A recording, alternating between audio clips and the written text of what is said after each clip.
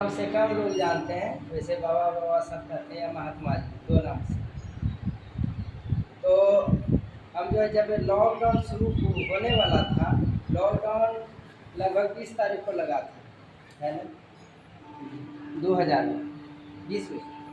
2020 में 20 तारीख को लगा था लॉकडाउन, ठीक मार्च में। और वही मार्च में 14 तारीख को मुझे थोड़ा सा एक जगह दर्द महसूस हुआ, तो पोचारा करवा रहे थे कि सत्संग करेंगे, और उसमें चढ़ने उतरने में दर्द मर, और वो दर्द इतना बढ़ने लग गया, सोचे इसे खिलौना, बढ़ते बढ़ते पूरा इधर जाम हो गया, उठना बैठना मुश्किल। ये भी पैरालिसिस के वजह से हुआ। पैरालिसिस हमारा ये हाथ में मारा था यहाँ उस 16 में, और वो उसको हम नज़रअंदाज कर दिए, हाथ ठीक होने, वही नस सूखने लगी। उसके वजह से बहुत बीमारी मेरा बढ़ा, इतना बढ़ा कि ठिकाना नहीं। अनिल द्विवेदी, इमरान, ए मलिक और यहाँ आजिम नगर हेमोपैथिक, ए मलिक हेमोपैथिक, और 2 यहाँ केजरीवाल नौगछिया, हार गया इलाज करके, नहीं ठीक हो पाया। और मेरा हाथ भी दोनों घूमना फिरना बयान पूरे शरीर जाम हो चुका था, और हम इतने लचा, अंत में हार करके थेरापी भी करवाए, तब अंत में हार गए। तो मन में हुआ कि अब जो है कि हम बचेंगे, ऐसा महसूस हम अपने आप किसी को बोले नहीं, महसूस करने लगे अब हम ज़्यादा दिन नहीं बचेंगे।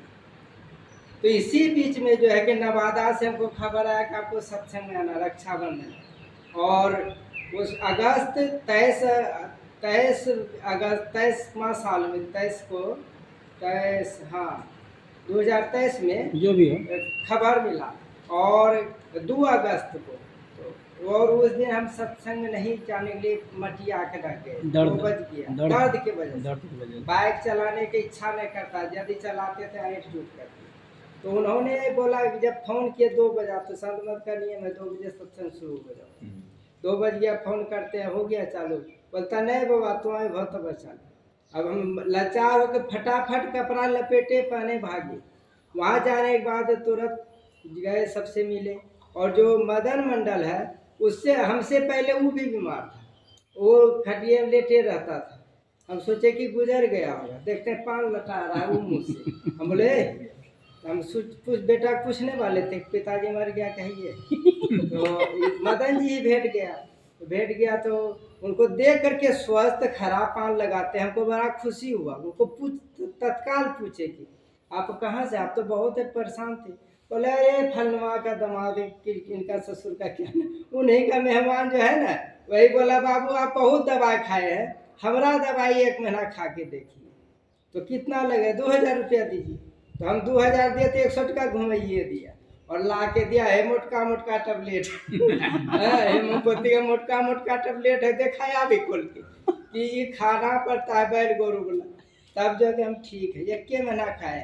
हम बोले ठीक हो गए, थोड़ा थोड़ा कभी कभी बुझाता। वो बोला है कि और 1 महीना खाइएगा, तो काहे न खा लिया, थोड़ा पैसा की दिक्कत है, ले खा लीजिए। हम बोले हमारा, तब हम अपना समस्या बताए, बोला आप भी ठीक हो जाइएगा, ये खाइए ना, क्योंकि वो ज्वाइनिंग करके खाता होगा उनका लड़का।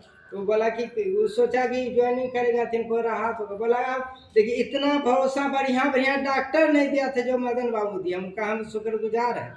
उन्होंने कहा कि आप खाइएगा आप भी ठीक हो जाएगी, इतना सब बोला।